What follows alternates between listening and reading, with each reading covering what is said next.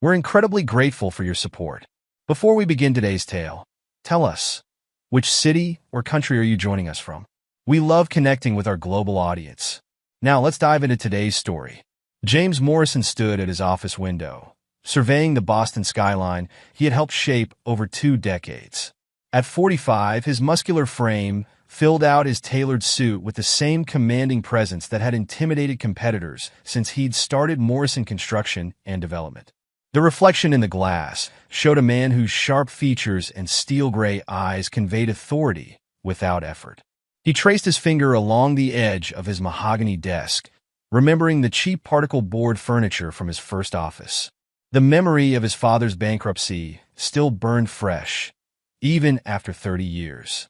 That day had transformed 12-year-old James forever, watching the bailiffs strip their home bare while his father broke down. The lesson had been carved into his soul. Never trust fate, never leave anything to chance, always have a plan. The Jenkins contract is ready for your signature, Mr. Morrison, Patricia Corden announced, entering his office with her characteristic precision. At 52, his CFO carried herself with the bearing of a general, her auburn hair streaked with dignified silver that matched her sharp business attire. James turned, studying the document she placed before him. The contingency clauses? Triple-checked and ironclad, Patricia confirmed, her voice carrying the confidence of their 15-year partnership. Benjamin reviewed them personally. Benjamin Hawthorne, their corporate lawyer, had been another crucial piece in James's arsenal. Together, they constructed a business empire that could withstand any storm. You've seen the trust modifications? James asked, signing the contract with practiced efficiency. Patricia nodded. The new structure is brilliant. Even if someone managed to penetrate the primary accounts, the secondary and tertiary protections would activate automatically. She paused, adjusting her glasses. Though I have to ask, what prompted these additional safeguards?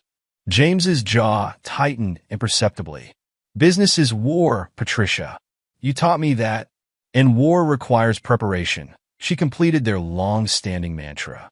But these specific protections, they're designed for something more personal than corporate raiders. James stood, walking to the wall, where architectural drawings of their latest projects hung like battle plans.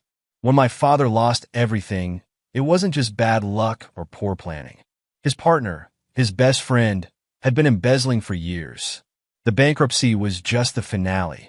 Patricia's eyes narrowed. You've never mentioned that before. Because the lesson matters more than the story, James replied, his voice carrying the weight of steel. Trust is earned, not given. And betrayal. He turned, fixing Patricia with a gaze that had made grown men flinch. Betrayal must be anticipated and crushed without mercy.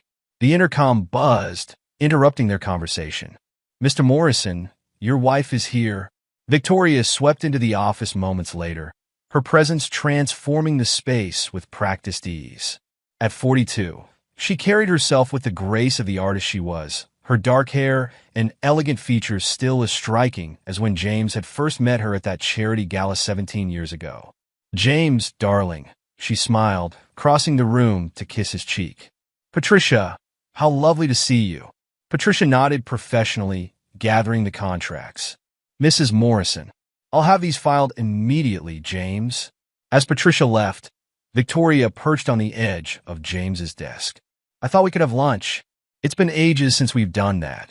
James studied his wife, noting the subtle changes in her behavior over recent months. The increased interest in his business, the charitable endeavors aligned with Morrison Construction's projects, the casual questions about company structure. To others, it might have seemed like a wife taking more interest in her husband's work.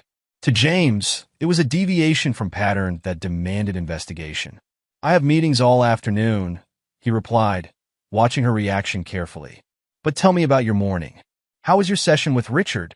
Oh, you know how personal trainers are, Victoria laughed lightly.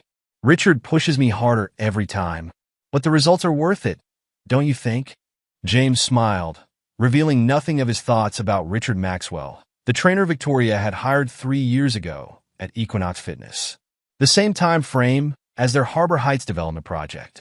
The same time frame as the subtle shifts in company probings that Benjamin had reported. Grace mentioned you missed her architectural competition, James said, maintaining his casual tone. Victoria's expression flickered briefly. The charity event couldn't be rescheduled. You know how these things are, darling. But I sent her my love.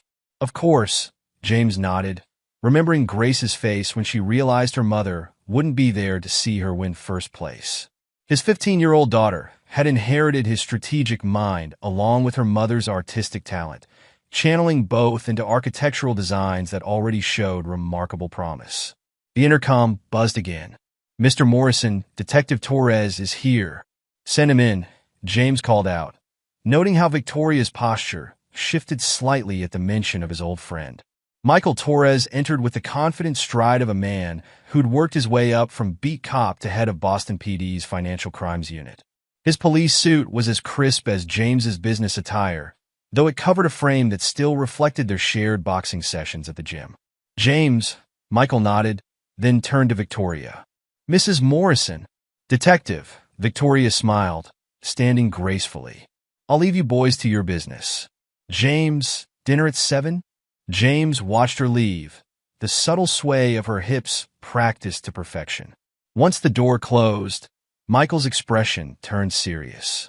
We need to talk, he said, dropping into one of the office chairs. About Victoria? James leaned back, his face unreadable. What have you found? Michael pulled out his phone, bringing up several photos. Your wife's new trainer? He doesn't exist, at least not as Richard Maxwell. My contacts in white-collar ran his prints through the system. You're looking at Robert Maddox, a sophisticated confidence man with connections to at least 3 major fraud operations in the past decade.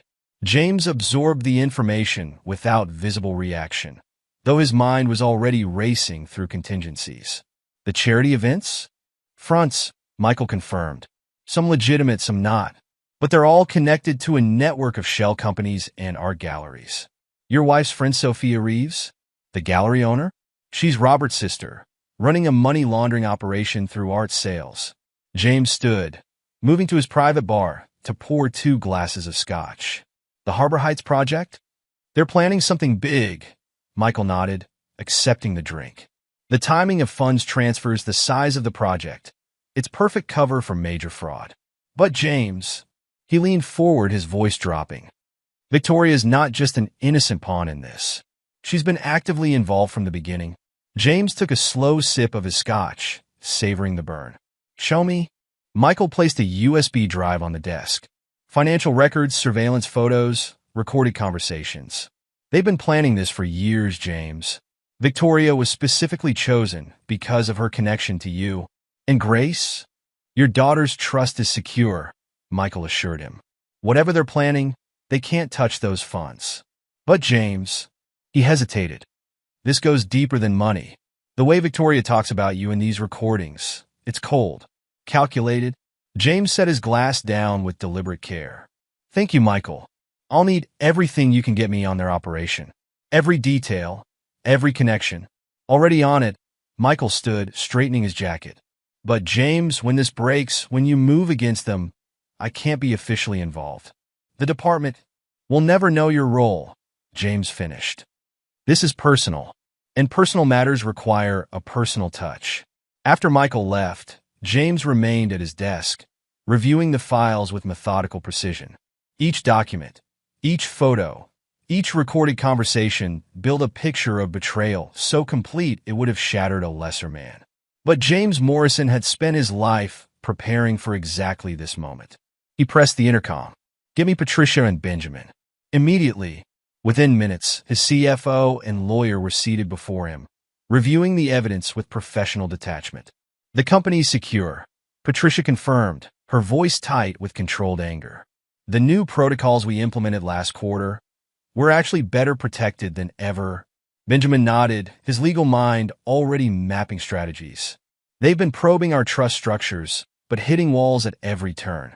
The documentation is buried so deep, even I need 3 separate keys to access it. What's our exposure?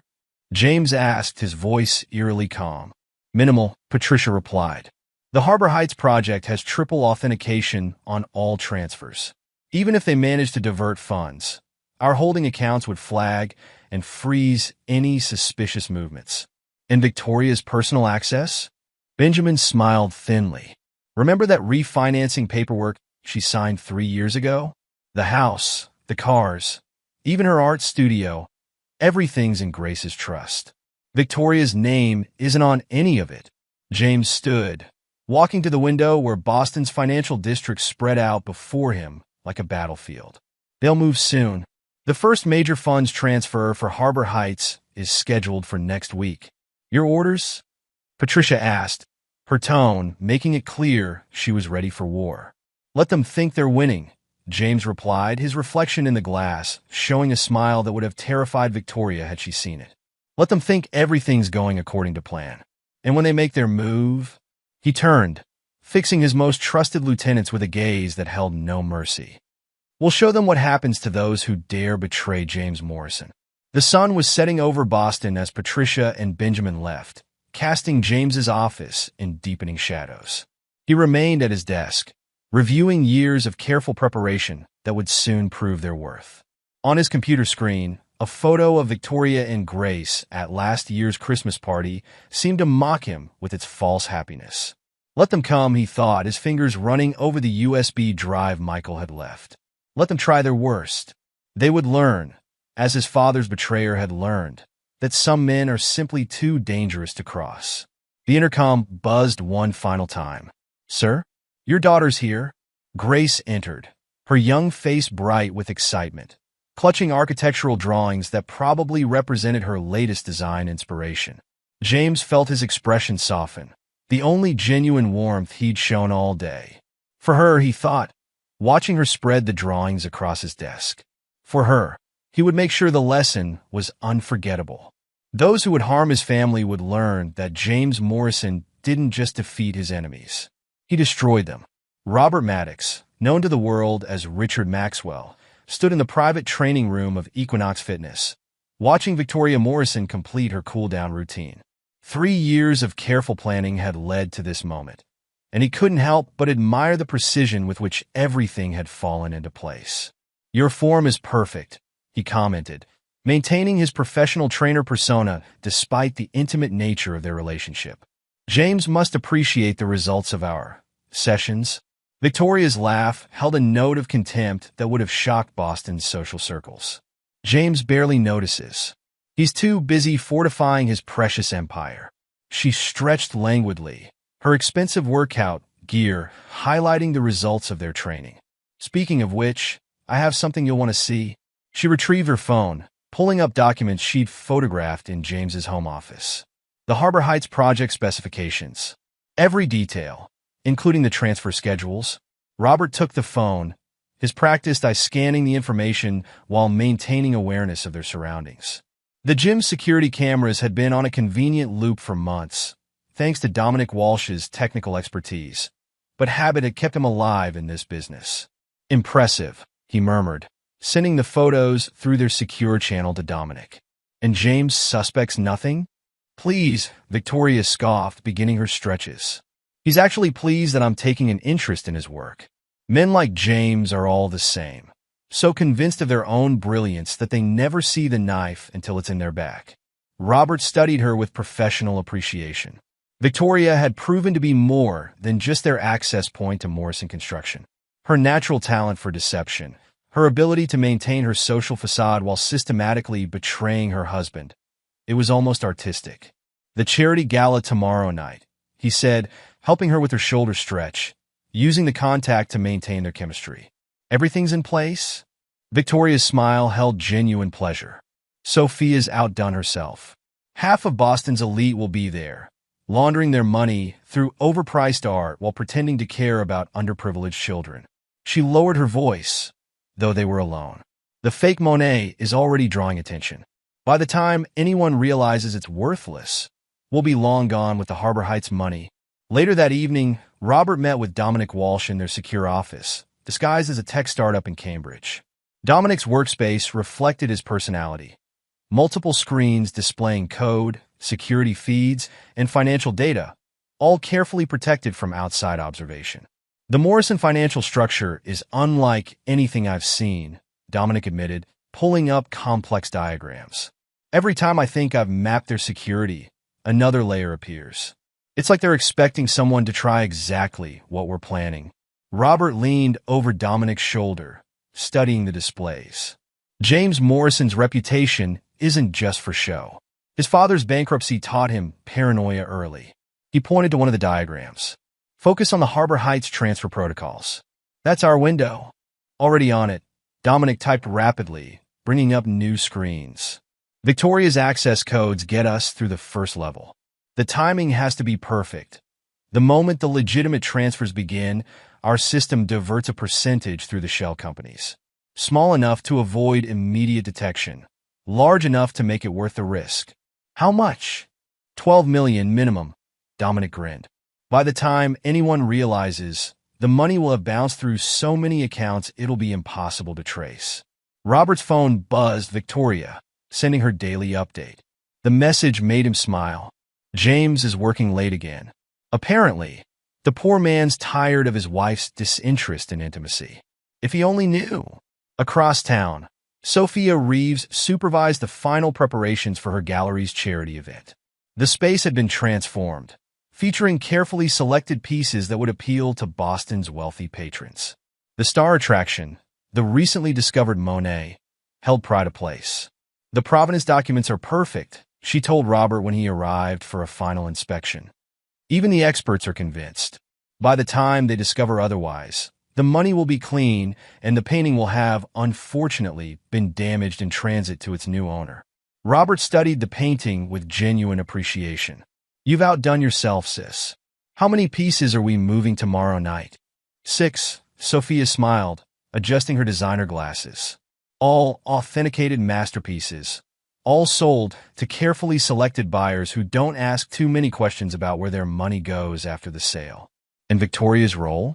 The devoted wife, helping her husband's company support the arts, Sophia laughed. She's actually quite good at it. Sometimes I almost believe her myself. The next evening, Victoria stood beside James at the charity gala, playing her role to perfection. Her black evening gown drew admiring glances, while her attentive manner toward her husband inspired envy among the social circles she secretly despised. The Monet is extraordinary, she commented to James, leading him toward the painting. Sophia was so fortunate to acquire it. The authentication papers are impeccable. James studied the artwork with practiced interest, though his mind was clearly elsewhere. The company's donation will make a significant impact on the children's fund, he replied diplomatically. Victoria suppressed her irritation at his disinterest in art, reminding herself that soon it wouldn't matter.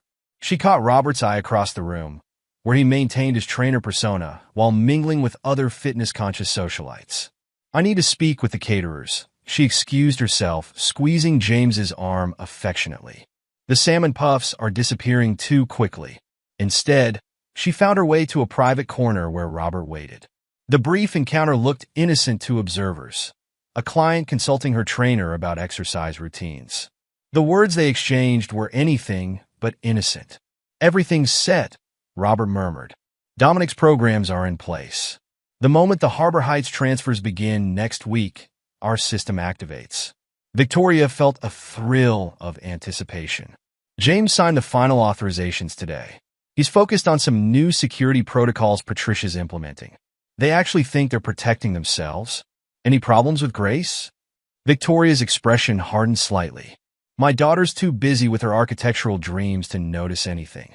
James has her convinced she's the next Frank Lloyd Wright. And you're sure about this?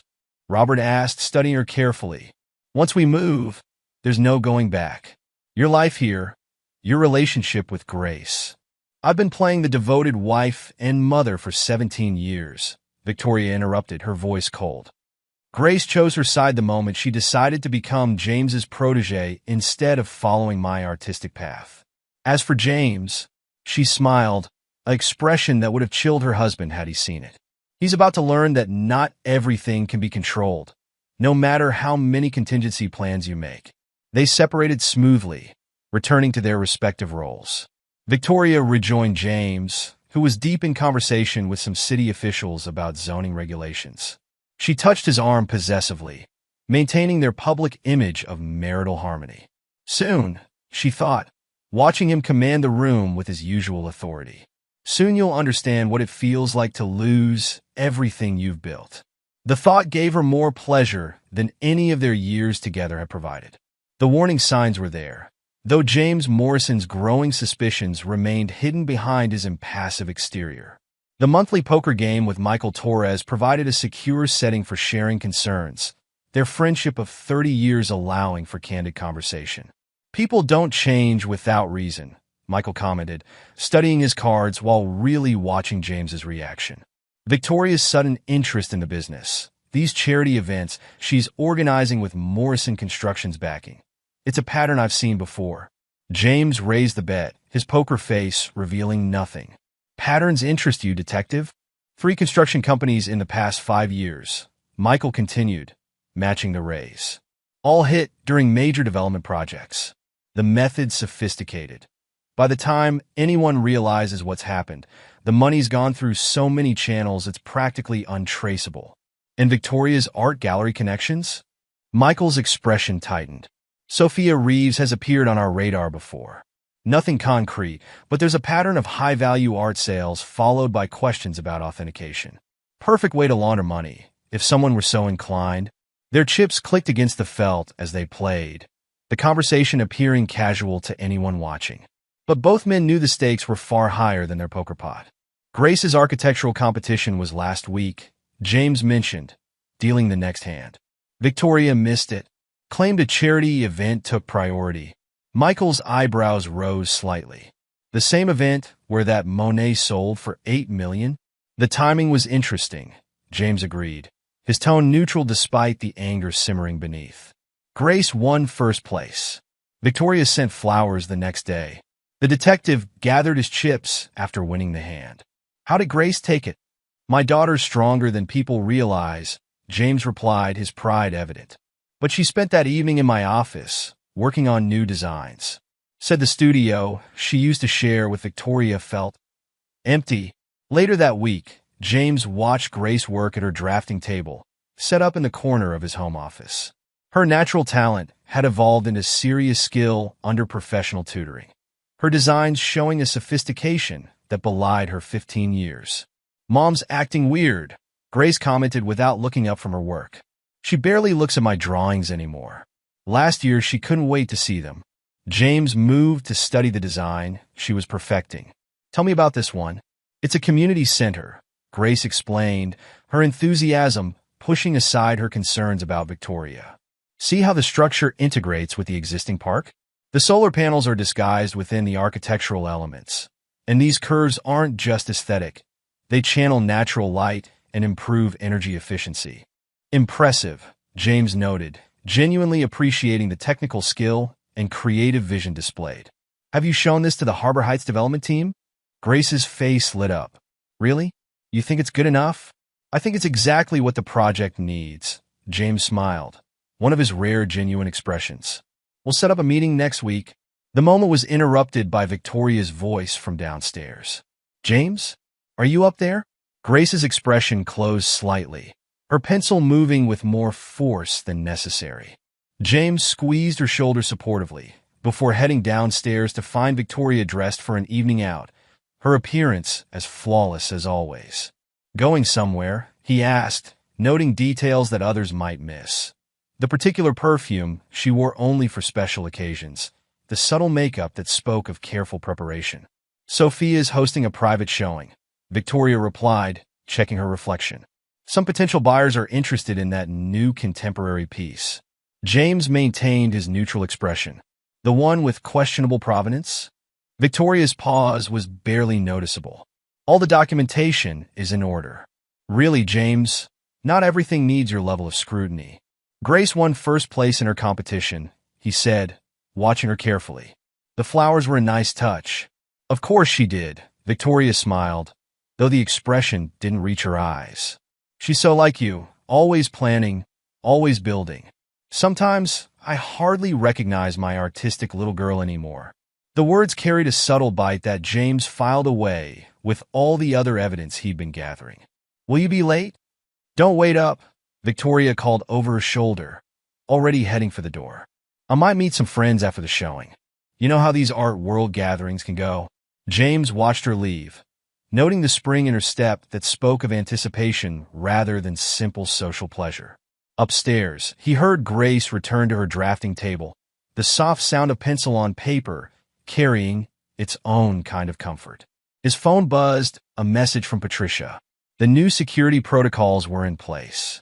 Benjamin had finished restructuring the trust documents. Everything was ready. Another message followed, this one from Michael. Surveillance photos showed Victoria meeting Robert at their usual gym spot, their behavior notably more intimate than a trainer-client relationship would warrant. More photos documented meetings between Robert and Sophia, their sibling relationship obvious to those who knew to look for it. James poured himself a scotch, reviewing mental notes of Victoria's recent behavior. The missed events with Grace, the probing questions about company structure, the convenient timing of her charity galas with major business developments, all building to this moment, this week, when the Harbor Heights project would begin its first major fund transfers. His phone buzzed again. Victoria's message was typical of her recent communication style. Honey, I'm going on a wild date with my new lover. The words were chosen to hurt, to provoke an emotional response that might lead to mistakes. James read them with the same detachment he'd shown to hostile takeover attempts. You're married and have a kid to raise, he replied, making Victoria think her barb had struck home. Her dismissive response about Grace came quickly. She's practically grown. Besides, she's your daughter more than mine these days. James set his phone down, listening to Grace work upstairs. Victoria's words confirmed what he'd already known. This wasn't just about money. This was about destroying everything he'd built, including his relationship with their daughter. This is your final warning, he sent back, knowing she would interpret it as the desperate threat of a man losing control. Let her think that. Let her believe she had won. Victoria's reply came an hour later, after she'd left the gallery showing. Goodbye, James. Don't try to find me when it happens.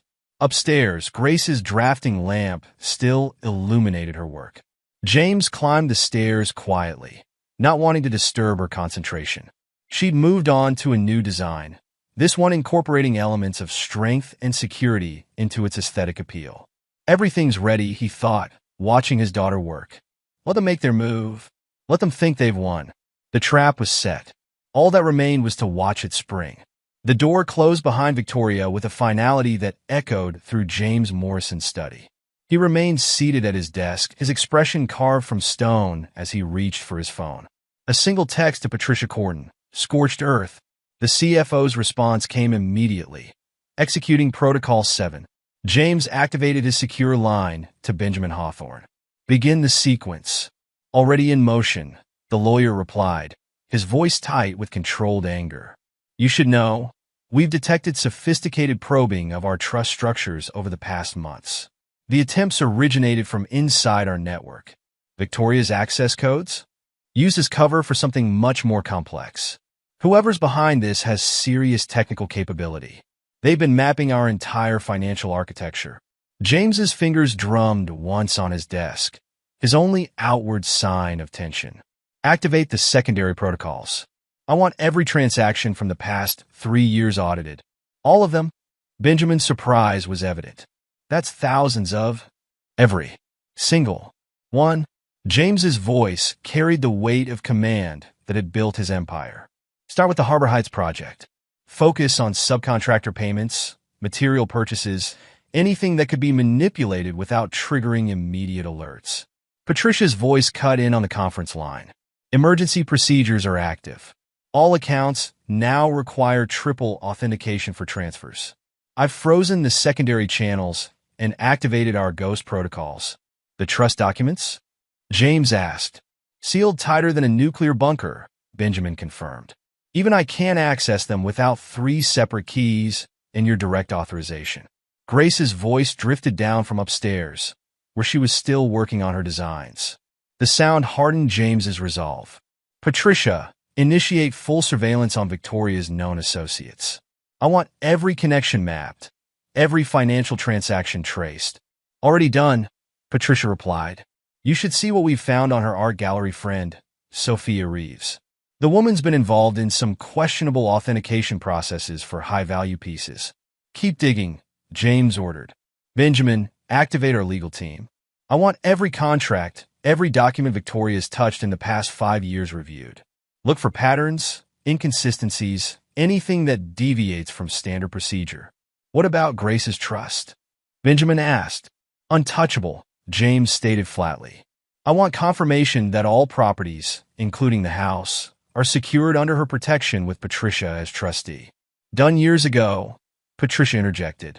That refinancing paperwork Victoria signed? She never read the fine print. Everything's in Grace's name, managed through my office. Victoria's signature actually transferred her remaining rights to the trust. James allowed himself a moment of grim satisfaction. Years of preparation, layers of protection built like the foundations of his buildings. All of it ready for this moment. Sir, his security chief's voice came through the intercom.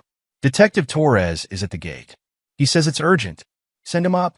Michael Torres entered the study with the focused energy of a man who discovered something significant. You need to see this. He placed a thick file on James's desk. We've been tracking unusual patterns in art sales across 3 states. High-value pieces changing hands through a network of galleries, including Sophia Reeves's establishment. James opened the file, studying the complex web of transactions Michael had mapped. Money laundering? On a massive scale, Michael confirmed. But that's not the worst part. Your wife's trainer? Richard Maxwell isn't his real name. My contacts in white-collar crimes ran as Prince.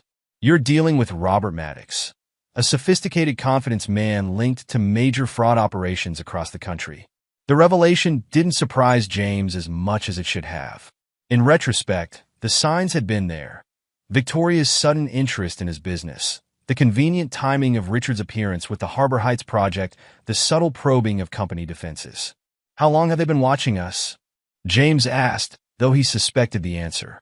At least 6 months before Victoria hired him, Michael replied. They're patient professional. They target major construction projects, the bigger the better. Harbor Heights would be their largest score yet. Patricia's voice came through the speaker. James, you need to see these transfer patterns. Someone's been testing our security, trying to find gaps in our authentication protocols. The attempts are sophisticated, military-grade encryption, bounced through multiple proxies.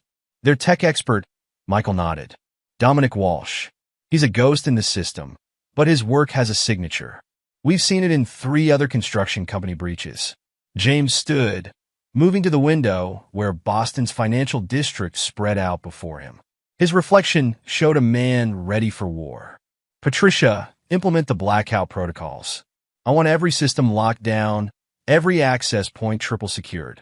No transactions proceed without direct authorization from both you and me. Already done, she confirmed. But James, there's something else. The subcontractor payment reviews we started, we've found discrepancies. $12 million worth. Benjamin's sharp intake of breath was audible over the line. How did they manage that? They didn't. James smiled coldly. Patricia's fail-safes caught the attempts. The funds were automatically diverted to our secure holding accounts, pending verification. They think they've succeeded, but they're actually trapped in our system. Michael raised an eyebrow. You expected something like this? I've expected betrayal every day since I watched my father's business partner destroy him, James replied, his voice carrying decades of learned vigilance. Victoria isn't just a socialite who fell for a con man. She's an active participant, chosen specifically because of her connection to me. The detective nodded slowly. The art gallery connections, the charity events, the gradual infiltration of your business circle. It's all been carefully orchestrated. They probably spent months profiling you before making their move. Let them think they've succeeded, James commanded. Patricia, maintain normal system responses. Make them believe their transfers are proceeding according to plan. Benjamin, prepare the documentation for full asset recovery. Michael, he turned to his old friend. I want everything you can get me on their operation. Every connection, every alias, every front company. What about Grace? Patricia asked softly. James's expression hardened further. My daughter is protected. Victoria's attempts to access any family assets will hit walls, she doesn't even know exist. The house, the cars, even her precious art studio, everything's locked in Grace's trust. She'll run, Michael predicted. Once they think they've secured the funds, they'll disappear. Probably have new identities already prepared. Let them try. James's voice carried absolute certainty. They think they're dealing with a successful businessman who's grown soft with wealth. They're about to learn what it means to betray James Morrison. The next hour was spent in detailed planning. Patricia initiated deep audits of every company system. Benjamin began preparing legal documents that would spring shut like steel traps when the time came. Michael coordinated with his contacts in financial crimes, building the groundwork for what would become a federal investigation. Through it all, James maintained his calculating calm, orchestrating the response with the same precision he'd used to build his empire. Each move was considered, each contingency planned for, each potential reaction anticipated. Upstairs, Grace continued working on her designs, unaware of the war being planned below. The sound of her music drifting down strengthened James's resolve. Victoria hadn't just betrayed him. She betrayed their daughter, abandoned her own flesh and blood for a con man's schemes. One last thing, James addressed his trusted lieutenants. From this moment forward, we operate on a need-to-know basis. Only the four of us know the full scope of our response. Let them think their plan is working. Let them believe they've beaten us. Michael stood, straightening his jacket. I'll start unofficial surveillance immediately. They'll never know they're being watched. Patricia, Benjamin, maintain normal operations. If Victoria or her associates make any inquiries, respond as you would have before. Let them think their infiltration is still secret. As his allies moved to execute their assigned roles, James remained in his study, reviewing years of preparation that were about to prove their worth. On his desk, Victoria's final message still glowed on his phone screen, a challenge she thought would break him, not realizing she'd just triggered a response that would destroy her entire world. Let them come, he thought, his mind already mapping out the moves and countermoves that would follow. Let them think they've won. The time for mercy, for second chances, for forgiveness, that was past. Now there would only be consequences, delivered with the same ruthless efficiency that had built Morrison Construction from the ground up. The war had begun, and James Morrison had never lost a war. Special Agent Rachel Martinez sat across from Detective Michael Torres in a secure conference room at the Boston FBI field office. The wall behind her displayed surveillance photos and financial diagrams tracking Robert Maddox's organization across multiple states. He's not working alone, Martinez explained, her laser pointer highlighting key connections. His tech expert, Dominic Walsh, has compromised systems at 3 other construction companies. They target businesses during major projects, when large fund transfers won't raise immediate suspicion. Michael studied the complex web of relationships. And Victoria Morrison? Carefully chosen, Martinez confirmed, pulling up Victoria's file. They profile potential targets for months. Morrison Construction's Harbor Heights project would be their biggest score yet. $500 million in total transfers. Perfect cover for large-scale fraud. James needs to know everything, Michael stated, his loyalty to his old friend evident. Martinez nodded, understanding the unofficial nature of their meeting.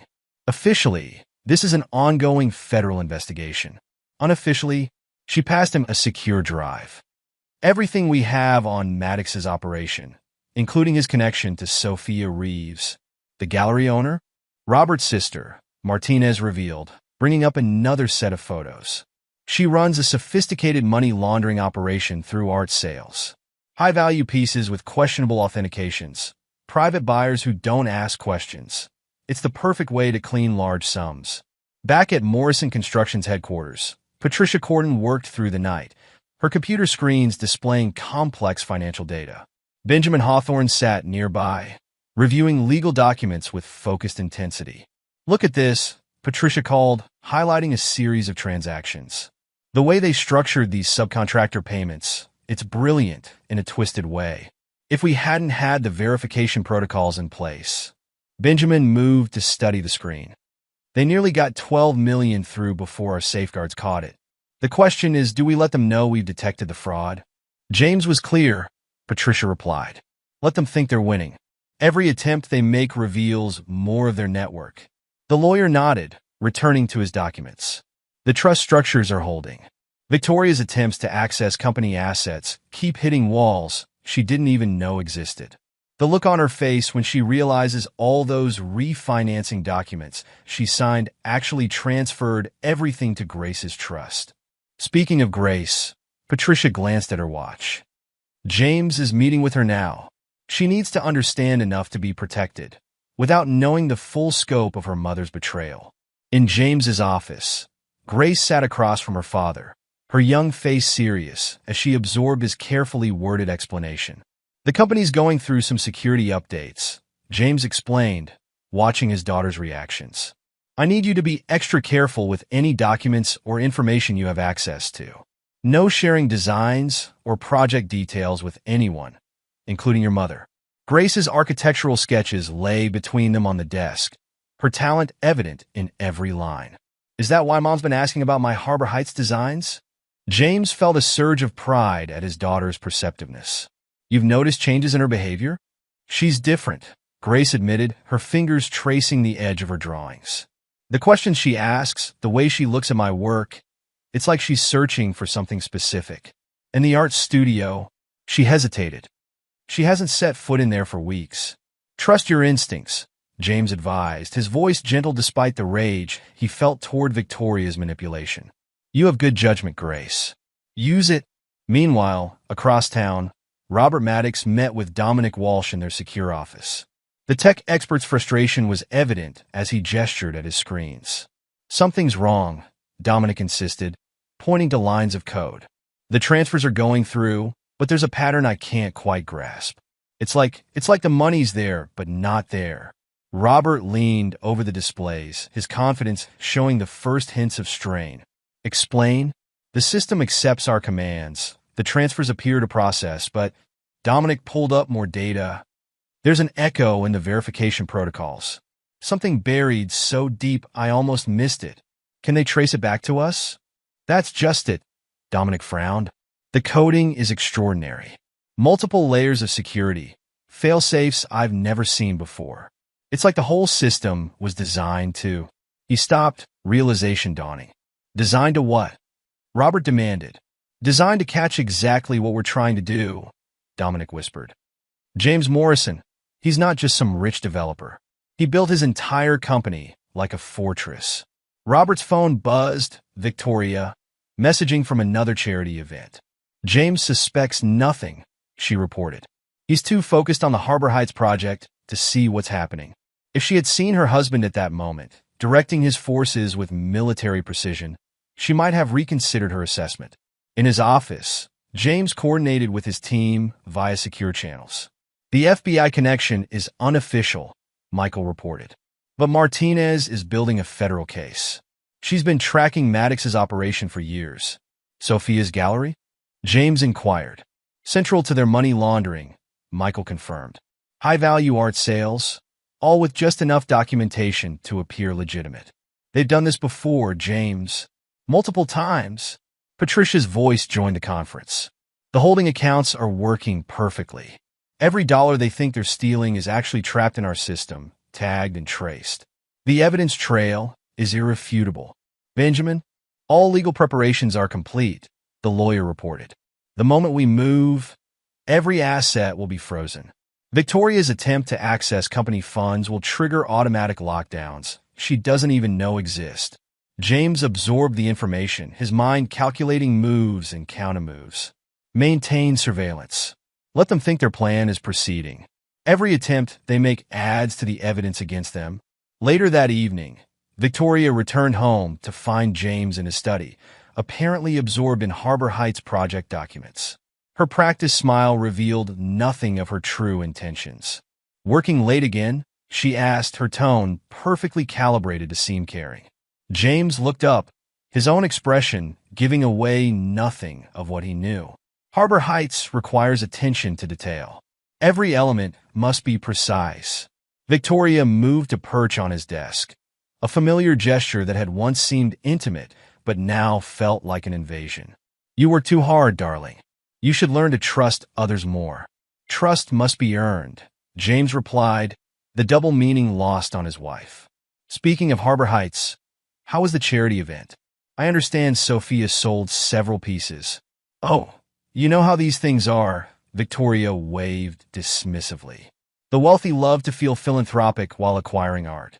Everyone wins. James nodded, watching her with hidden knowledge of exactly how the money laundering scheme worked through these sales. And Richard? Still pushing you hard in training. He's very dedicated, Victoria smiled, missing the predatory gleam in her husband's eyes. In fact, I have a session early tomorrow. Don't wait up. After she left, James received another update from Patricia. The charity event sales have been traced. 5 pieces sold, all with inflated values and questionable authentications. The money's being routed through shell companies connected to Maddox's previous operations. Let them proceed, James commanded. Every transaction strengthens our case. In their secure office, Dominic worked frantically to understand the anomalies he detected. The system's like nothing I've seen before, he reported to Robert. Multiple layers of security, each one more sophisticated than the last.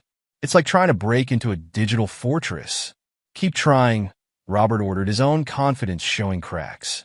We're too close to back out now. But James Morrison's preparations were proving more formidable than they'd anticipated. Each probe of his company's defenses, each attempted breach, each manipulated transaction, all were being meticulously documented, building an airtight case that would eventually destroy them. The war continued, invisible to most but fought with ruthless intensity. And James Morrison, the man they dismissed as a wealthy builder past his prime, was proving to be a far more dangerous opponent than they'd ever imagined. The following days revealed the true extent of James Morrison's preparations. Victoria's attempts to access company funds hit walls of paperwork she didn't even know existed, each failed attempt documented and added to the growing evidence against her. The house transfer alone is a masterpiece, Benjamin explained during a secure meeting in James's office. When Victoria signed those refinancing documents 3 years ago, she actually transferred full ownership to Grace's trust. Patricia's listed as trustee, with you as secondary executor. Victoria's name isn't on a single deed. James studied the legal documents with satisfaction. And the company assets? Protected by multiple layers of trusts, Patricia confirmed, pulling up detailed financial records. Even the Harbor Heights project has separate legal entities controlling each phase of development. They think they're stealing from the main company accounts, but they're actually trapped in our verification system. The CFO's screens displayed complex transaction logs. Look at this. They've already attempted to embezzle $12 million through manipulated subcontractor payments. Every dollar is sitting in our secure holding accounts, tagged and traced. The evidence trail is perfect.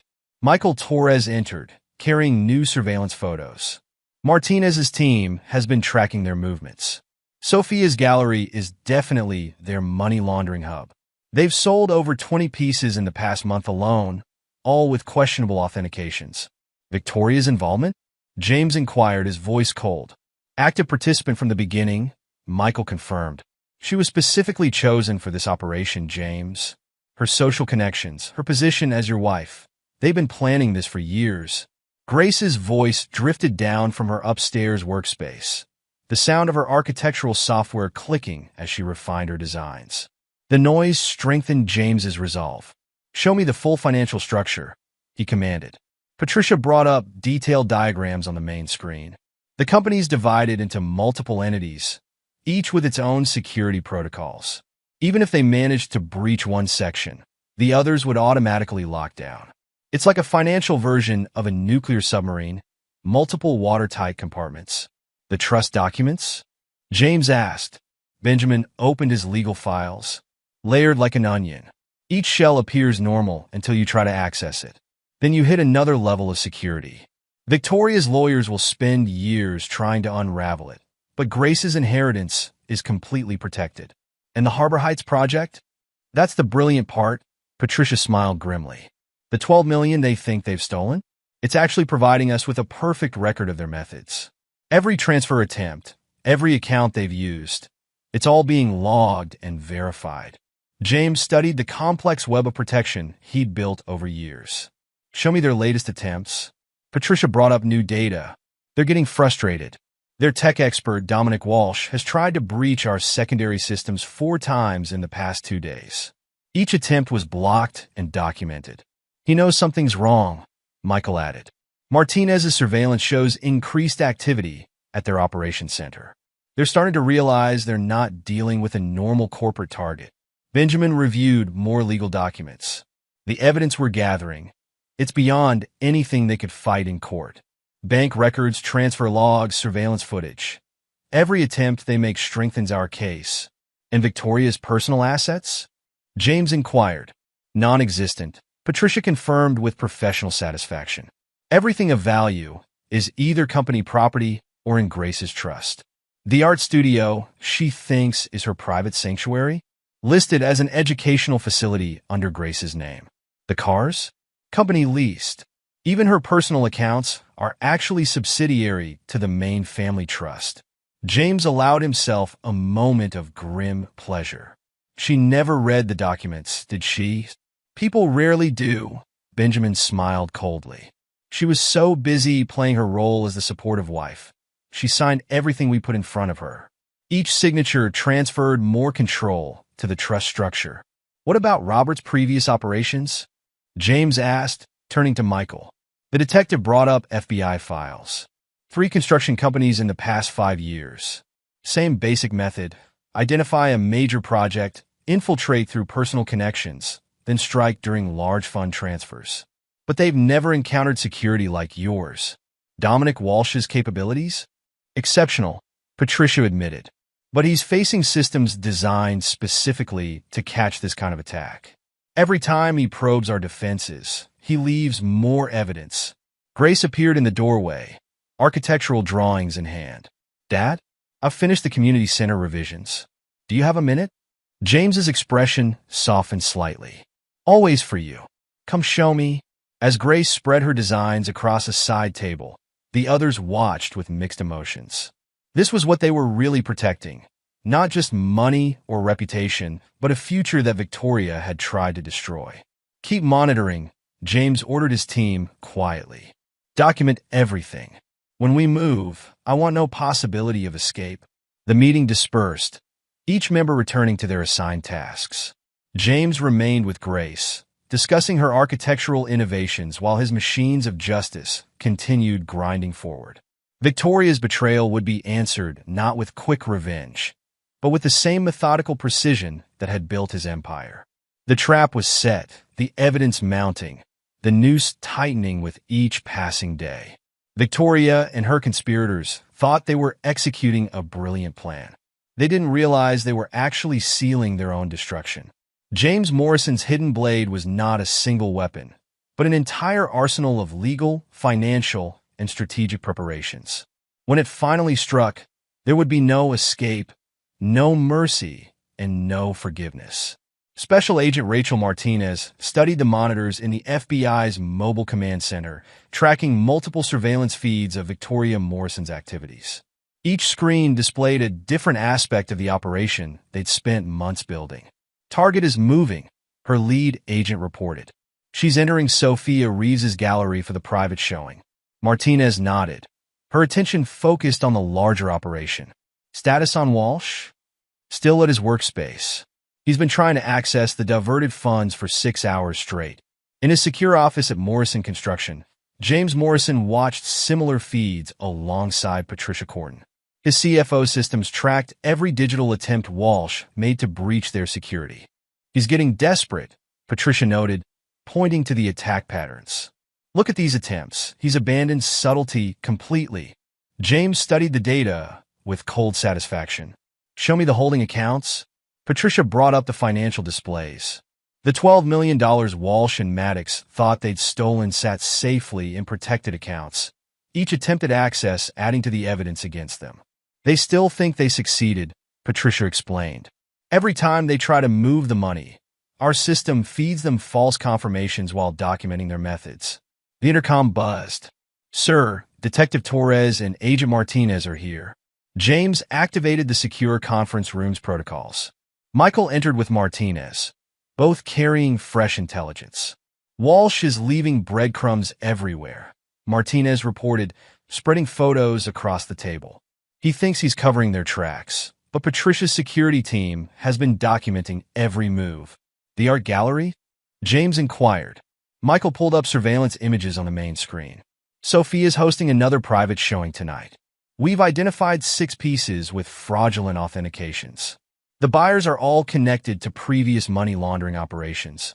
Victoria's role? She's been essential to their operation, Martinez confirmed. Her social connections gave them access to wealthy marks. The charity events provided cover for large transactions. But the gallery?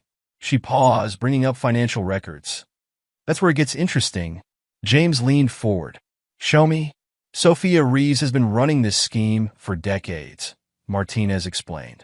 Forged artwork, inflated values, questionable authentications, all feeding into a sophisticated money laundering operation. The evidence stretches back 20 years. Patricia's computer chimed with an alert. Walsh is making another attempt.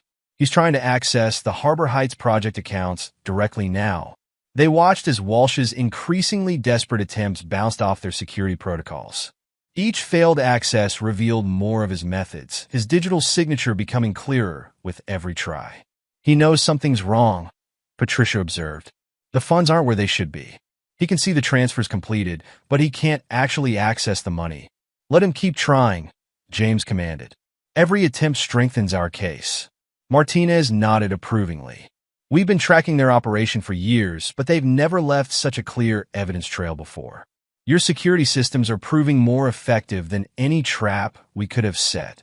In his temporary office, Dominic Walsh fought growing panic as another access attempt failed. The screens around him displayed complex code structures he couldn't fully penetrate. Something's wrong, he reported to Robert Maddox via their secure line. The money's there, I can see it, but every time I try to move it, he gestured helplessly at his displays. It's like trying to grab smoke.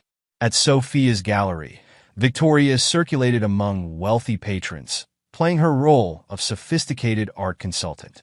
She didn't notice the undercover FBI agents posing as buyers, documenting every transaction, every conversation. The provenance on this piece is impeccable, she assured a potential buyer, indicating a supposedly recently discovered masterpiece. Sophia has connections with the finest authentication experts in Europe. The buyer nodded, secretly recording every word. In the FBI command center, Martinez added the conversation to their growing evidence file. They're actually documenting their own crimes, she remarked to James. Every sale, every fraudulent authentication, every money laundering transaction. It's all being recorded in real time. James watched the feeds with calculated patience. Show me the network analysis. Martinez brought up complex diagrams tracking connections between Maddox's various operations. Walsh's digital signature appears in multiple fraud schemes. Construction companies, art galleries, even some tech startups, all hit during major financial transactions. But they've never encountered security like yours, Michael added. Walsh's frustration is making him sloppy. He's leaving traces even a rookie could follow. Patricia's system pinged again. Another attempt to access the holding accounts. This time he tried to... Oh, this is interesting. She highlighted new data.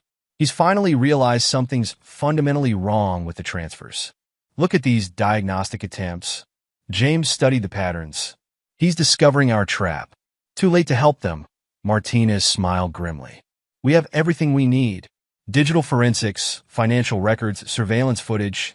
It's one of the strongest cases I've seen in 20 years with white-collar crimes. In the gallery, Victoria's phone buzzed with an urgent message from Robert. Walsh says something's wrong with the transfers. Get out now. But she couldn't leave without drawing attention. The gallery was full of potential buyers, all examining Sophia's carefully curated collection of forged masterpieces. Back in the command center, Martinez received updates from her team. Walsh is starting to delete files. He thinks he's covering their tracks, but every deletion attempt is being captured and preserved. Sophia's gallery? James inquired. Our agents have documented over 50 fraudulent sales in the past year alone, Martinez confirmed. The evidence goes back decades, false provenances, forged authentications, laundered payments through shell companies.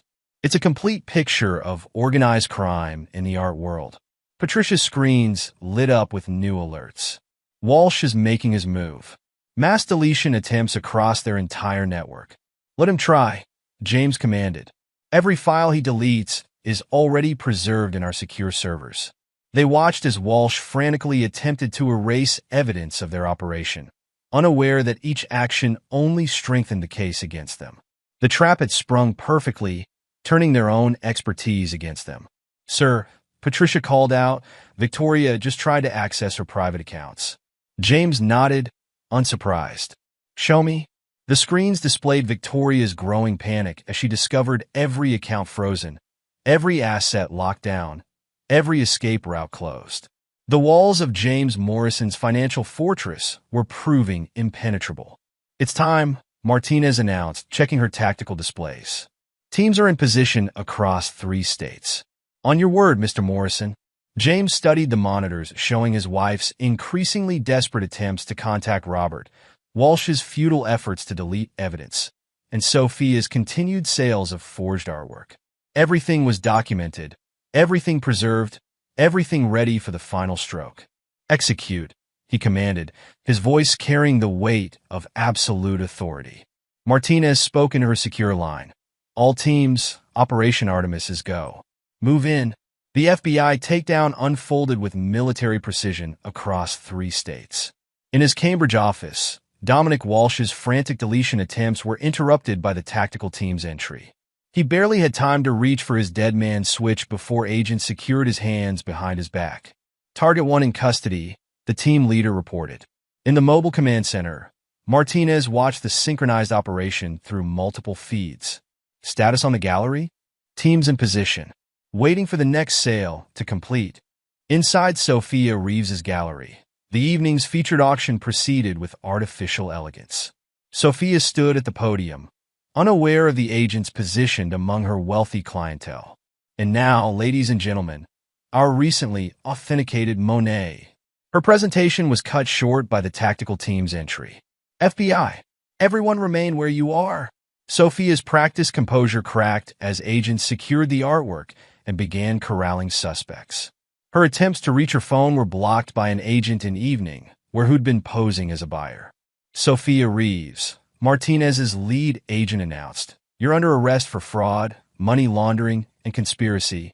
At Morrison Construction, James watched the operation unfold alongside Patricia and Michael. His expression remained impassive as years of planning reached their culmination. "Robert and Victoria?" he inquired. Michael checked his tactical feeds. Moving exactly as predicted. They're heading for Logan International. 3 cars, all tracked. James studied the airport surveillance. Robert had indeed arranged a private plane, ready for immediate departure. Victoria sat in the passenger seat of their lead vehicle, her usual poise replaced by barely controlled panic. "Their flight plan?" Patricia asked. "File for Toronto," Martinez replied through the secure line. "But the actual fuel load suggests the Cayman Islands. We have teams in both locations, plus their likely alternates." The convoy of escape vehicles approached Logan's private aviation terminal. Robert's face showed the first signs of real fear as the security codes failed to open the gate. "Something's wrong," he snapped at Victoria. "Call your contact in the tower." Victoria's trembling fingers dialed the number, but the phone only reached an FBI recording. Around them, unmarked vehicles moved into blocking positions. "The second car is trying to break away," Michael reported, watching the tactical feeds. "Let the chase unit handle it," Martinez commanded. "Main team, maintain position on the primary targets."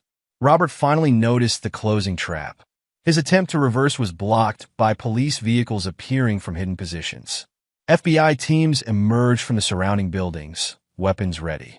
"Robert Maddox," the tactical commander's voice boomed through speakers. "The building is surrounded. Exit the vehicle with your hands visible." In the command center, James watched his wife's face contort with the realization that every escape route was closed. Years of carefully maintained deception crumbled in moments. Victoria's desperate call came hours later from her holding cell. James let it ring through to voicemail, listening with cold satisfaction as she cycled through tears, rage, and bargaining. "James, please." Her voice cracked with desperation. "You don't understand. I was manipulated, used. I never meant to hurt you or Grace. Just talk to me, please." Patricia, reviewing the arrest reports, looked up at the sound. She actually thinks she can talk her way out of this? She's always believed in her power to manipulate, James replied, his voice devoid of emotion. Play the surveillance audio. The recordings filled his office. Victoria's conversations with Robert planning the fraud, her cold discussions about using Grace's trust to access funds, her laughter as she described James's apparent ignorance of their scheme. "The evidence is comprehensive," Benjamin confirmed, reviewing the legal files. Financial records, surveillance footage, digital communications. She was an active participant from the beginning. Michael entered with fresh intelligence. Walsh is already offering to turn state's evidence. He's realizing exactly how much documentation we have. And Sophia? Broken. Michael smiled grimly. The FBI found records going back decades. Her entire art fraud operation is exposed. International authorities are already freezing accounts across 12 countries. James stood at his office window, watching FBI vehicles secure the private terminal. Robert and Victoria remained in separate holding cells, their carefully planned escape transformed into the closing act of their own downfall. "Sir," his secretary called through the intercom, "Grace is asking about her mother's arrest. The news is breaking on local stations. Have her come to my office," James commanded. The time for shielding his daughter had passed. She deserved to understand the full scope of her mother's betrayal. Grace entered moments later, her young face showing a maturity beyond her years. "You knew," she stated, not asked. "You were ready for this?" "Yes," James confirmed, watching his daughter process the truth. The trust documents, the house transfers, all the legal papers Mom signed. Grace's analytical mind pieced together years of preparation. "You were protecting us all along." James moved to stand beside his daughter. "Everything is secured in your name, with Patricia as trustee. Your mother can't touch any of it." Grace nodded, her expression hardening with resolution. "Good." She chose her path. Now she can live with the consequences. The legal proceedings unfolded over 18 months, each hearing revealing new layers of betrayal and deception. James sat in the courtroom with cold satisfaction as Robert Maddox faced the full weight of federal prosecution. The defendant orchestrated a sophisticated criminal enterprise, the prosecutor detailed, targeting multiple construction companies through personal connections. The evidence shows a pattern of fraud, money laundering, and racketeering stretching back more than a decade. Robert's expensive legal team wilted under the mountain of evidence. Walsh's testimony, secured through a plea deal, provided technical details of their methods. Digital records documented every attempted theft, every fraudulent transfer, every breach attempt. The verdict came as no surprise. 25 years for multiple federal violations. Robert's confident smirk finally cracked as he was led away in shackles. Dominic Walsh's cooperation earned him a reduced sentence. His technical expertise turned against his former associates, helping prosecutors untangle the complex web of digital fraud. Sophia's art world empire crumbled spectacularly. International authorities discovered her gallery had been the nexus of a massive fraud scheme, selling forged artwork through a sophisticated laundering operation. The investigation led to indictments across the global art market. Victoria's trial proved the most satisfying for James. She sat in the defendant's box, designer outfit replaced by prison garb, as Benjamin's legal team methodically destroyed her claims of innocence. The defendant was not merely complacent, Benjamin argued, presenting surveillance footage.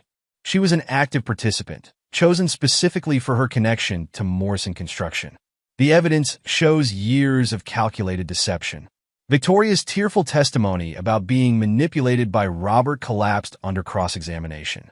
Benjamin played recordings of her planning sessions with Robert, her cold discussions about exploiting her marriage, her laughter at James's apparent ignorance.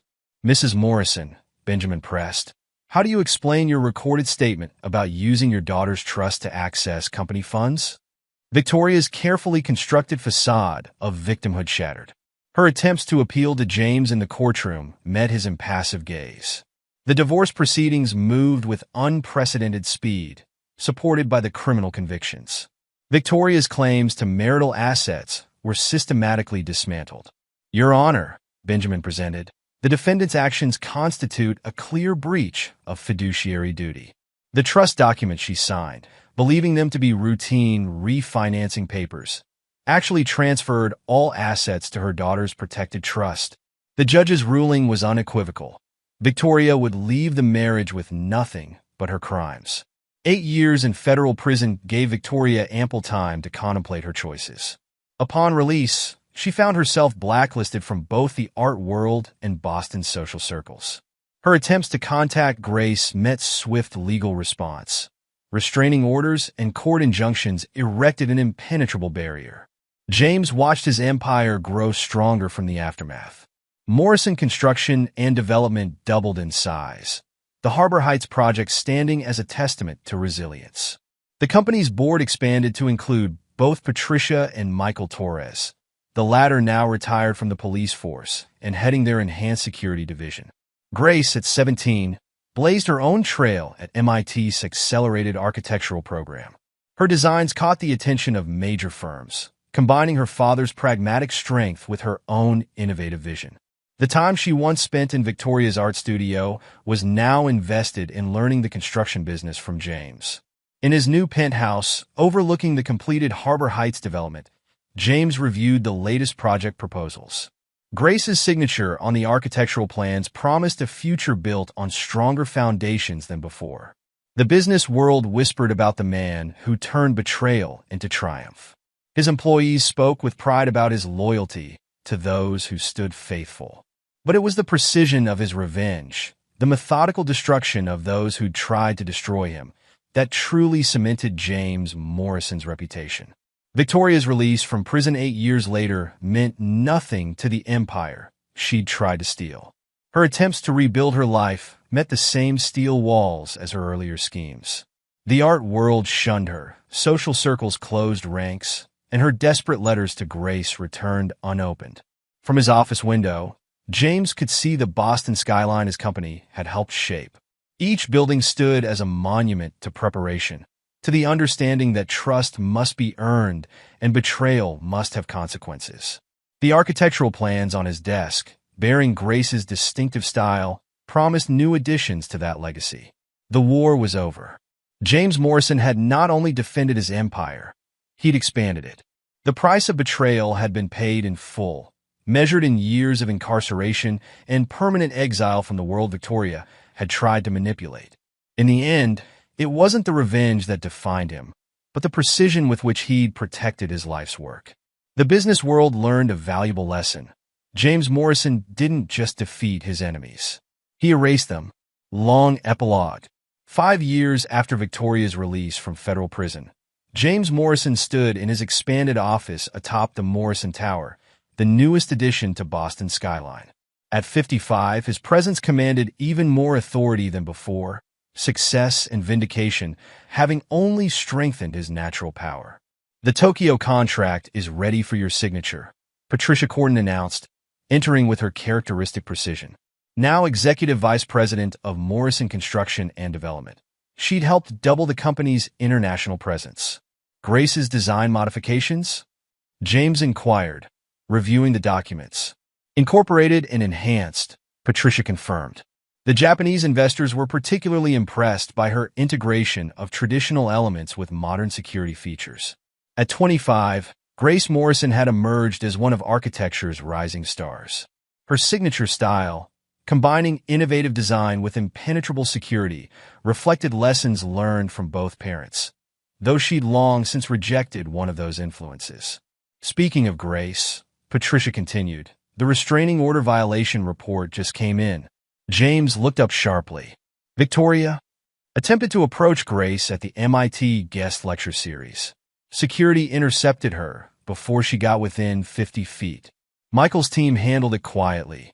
Michael Torres, retired from the police force and now Morrison Construction's global security director, had built an organization that made federal protection look amateur. His systems had tracked Victoria's every attempt to rebuild her life since release. "Show me the report," James commanded. Patricia brought up the details on her tablet. Victoria's latest attempt to contact Grace had been as pathetic as her previous ones. Once elegant designer clothes replaced by off-rack desperation, her attempt to blend in with the university crowd had fooled no one. "She's working as an art consultant at a strip mall gallery in Providence," Patricia noted, "trying to rebuild her connections, but..." She shrugged eloquently. "Your reputation ensures no legitimate gallery will touch her." And Robert, still serving his 25 years at Fort Dix. His latest appeal was denied last month. Dominic Walsh's testimony continues to shut down every legal avenue. James allowed himself a moment of satisfaction. Walsh's deal had proven valuable. His technical expertise now helped protect other companies from similar schemes, while his testimony kept Robert Maddox firmly behind bars. Sophia Reeves? "The art fraud investigation is still expanding," Patricia reported. Interpol has traced connections to galleries in 6 more countries. They've recovered over $300 million in forged artwork so far. She's facing additional charges in France and Germany. The intercom buzzed. "Mr. Morrison? Your daughter is here." Grace entered, her professional attire and confident stride showcasing her evolution from teenage prodigy to accomplished architect. At 25, she'd already led major projects on 3 continents. "The Singapore proposal is ready," she announced, spreading detailed drawings across her father's desk. "We've integrated the environmental systems you suggested while maintaining the security protocols." James studied the designs with pride. Every line showed the precision he'd taught her, while the innovative elements proved she'd surpassed her teachers. "Have you seen the latest attempt?" he asked carefully. Grace's expression hardened. "Security handled it. I didn't even have to acknowledge her existence." She turned to Patricia. "Show him the Thompson Foundation designs." Patricia brought up Grace's latest project, a secure facility disguised as an art center. The irony of using Victoria's world of art as cover for high-security installations had not been lost on any of them. "The Foundation's board approved it unanimously," Grace continued, purposefully moving past the topic of her mother. "Construction starts next month." A notification popped up on Patricia's tablet. The Hong Kong investors are ready for the video conference. And Benjamin sent an update on the European expansion. Benjamin Hawthorne, now Chief Legal Officer of Morrison's Global Operations, had turned the lessons of Victoria's Betrayal into an ironclad legal framework. His team's protocols had become the industry standard for corporate security. "Put them through," James directed, moving to the conference area. Grace walked them through the security features. As Grace presented to the international investors, James reflected on the empire they'd built from Betrayal's ashes. Morrison Construction and Development had expanded far beyond Boston, with offices in 12 countries and projects across the globe. The Harbor Heights development, their first major project after Victoria's Betrayal, had become a template for secure luxury developments worldwide. Its success had attracted investors eager to replicate its combination of elegance and impenetrability. Later that evening, in his penthouse overlooking the city, James reviewed reports from Michael's security team. They tracked Victoria's increasingly desperate attempts to rebuild her life with methodical precision. Her latest art consultation business was failing, just like the 3 before it. Every potential client with significant resources received quiet warnings about her history. The art world's doors remained firmly closed, her expertise tainted by association with Sophia's massive fraud scheme. Robert's prison communications revealed his own growing desperation. His appeals exhausted, his outside resources drained by legal fees. He'd been reduced to writing a memoir that no reputable publisher would touch. The man who'd once commanded a sophisticated criminal enterprise now spent his days in a federal prison's general population. Dominic Walsh, having served his reduced sentence, now worked for a cybersecurity firm under strict supervision. His skills were valuable, but his reputation ensured he'd never again have access to significant financial systems. He served as a cautionary tale in corporate security seminars. Sophia's art fraud empire had crumbled completely.